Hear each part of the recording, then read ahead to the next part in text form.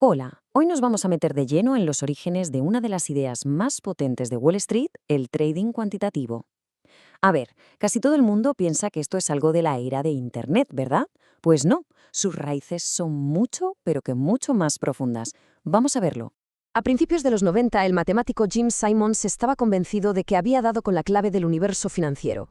Su idea, en el fondo, era sencilla pero potentísima. Usar ordenadores para encontrar patrones históricos y básicamente predecir el futuro mirando al pasado. Para él y para casi todo Wall Street, aquello era lo más avanzado que existía. Pero un momento, ¿era de verdad una idea nueva? Pues la verdad es que si Simon se hubiera puesto a bucear en la historia de las finanzas, se habría dado cuenta de que de pionero solitario nada, es que de hecho estaba siguiendo un camino que ya habían recorrido otros, un camino lleno de personajes alucinantes, fortunas gigantescas y sobre todo de fracasos absolutamente espectaculares. Y es que esto de buscar patrones es casi tan antiguo como los propios mercados. Nuestro viaje empieza mucho, mucho antes de lo que la gente se imagina. Vámonos al siglo XVIII, a Japón. Allí, un comerciante de arroz llamado Munehisa Honma, al que llegaron a apodar el dios de los mercados, desarrolló un método que hoy es la base de todo, los gráficos de velas. Fue de los primerísimos en analizar los movimientos de precios de forma sistemática para operar. Pero ojo, que Umma no se quedó solo en dibujar grafiquitos. Su estrategia principal se basaba en la reversión a la media. Entendió algo que es fundamental. Los mercados se mueven por emociones y después de una subida o una bajada muy bestia, los precios casi siempre tienden a volver a un punto de equilibrio. Un concepto que siglos más tarde sigue siendo el pan de cada día para los traders cuantitativos. Vale, saltamos ahora hasta el siglo XX. Aquí es donde la cosa de buscar patrones se vuelve, digamos, más sistemática, pero también mucho más polémica con la llegada de los llamados chartistas. Y uno de los más famosos fue William D. Gunn, un pronosticador financiero que se regía por esta frase del Eclesiastés. Para él, la historia no es que rimara, es que se repetía punto por punto, y ahí estaba la clave para forrarse en bolsa. La confianza de Gunn era, vamos, a prueba de bombas. En 1936, justo después de la Gran Depresión, se lanzó a hacer una predicción increíblemente atrevida. Dijo que estaba segurísimo de que el índice Dow Jones nunca, jamás, volvería a alcanzar su máximo de 386 puntos. Totalmente convencido, ¿eh? Pues bueno, hoy el Dow Jones supera los 38.000 puntos. La predicción de Gunn no es que fuera un error colosal, es que es el ejemplo perfecto de la soberbia que muchas veces tienen los que creen haber descifrado el mercado. Un tortazo de realidad, vaya.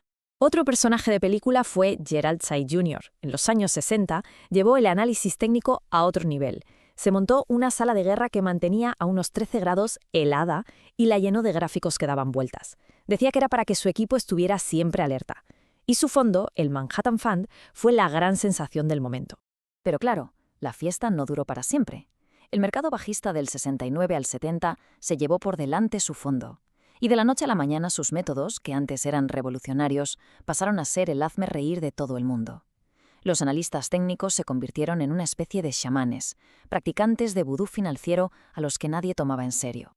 Y entonces todo cambió. Llegaron los ordenadores a Wall Street, y con ellos una nueva era. Nacieron los primeros quants modernos, aunque eso sí, al principio se reían de ellos, pero bien. El choque cultural fue brutal, claro. La vieja guardia, los que operaban por instinto y olfato, se burlaban de la gente de los ordenadores.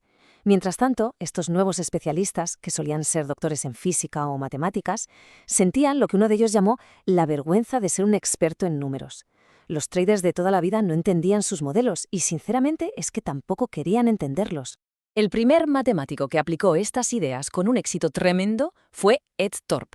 Primero, demostró cómo se podía ganar a los casinos al blackjack, y luego se fue a por lo que él llamaba el casino más grande de todos, Wall Street. Su fondo, usando algoritmos, lo petó.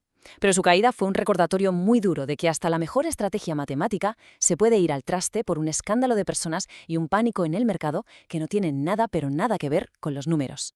Y esta historia nos lleva a uno de los episodios más alucinantes de la historia financiera moderna, la historia de cómo un banco gigantesco tuvo en sus manos una estrategia revolucionaria y la tiró a la basura. Dentro de Morgan Stanley, un grupo secreto llamado APT estaba afinando una estrategia llamada arbitraje estadístico. A ver, suena muy técnico, pero la idea era básicamente una versión moderna de lo que hacía Munehisa Oma, usar ordenadores para hacer miles de pequeñas apuestas a que la relación de precios entre acciones parecidas volvería a su media de siempre. Y vaya si funcionaba. El grupo estaba ganando unos $50 millones al año, que para la época era una auténtica barbaridad. Y lo más increíble es que no tenían ni idea de las empresas en las que invertían. Les daba igual, solo confiaban en sus modelos y en que la historia, estadísticamente, tiende a repetirse. Pero aquí viene lo bueno. Los jefazos del banco nunca se sintieron cómodos. No entendían esos modelos de ordenador y los beneficios tan enormes que sacaba ese grupito de gente vara. Les daban celos. Así que, en cuanto tuvieron un solo año con pérdidas, tomaron una decisión radical. Cerraron el chiringuito por completo. Y este es el punto clave. Por puro miedo y por envidias, Morgan Stanley acababa de tirar por la borda una de las estrategias de trading más rentables de la historia de las finanzas. Un error de cálculo monumental. Y sus consecuencias iban a cambiar Wall Street para siempre. Porque claro, los génios que trabajaban en ese grupo APT no se evaporaron, se fueron y montaron sus propias empresas, convirtiéndose en los principales competidores de gente como Jim Simons. Uno de ellos era David Shaw, y su forma de montar un equipo fue sencillamente revolucionaria. No buscaba solo a doctores en matemáticas, ¡qué va! Valorada la inteligencia pura, viniera de donde viniera. Fichó a licenciados en filosofía, a un maestro de ajedrez, a monologuistas, hasta un experto en demoliciones. Buscaba mentes brillantes sin los prejuicios de las finanzas de toda la vida.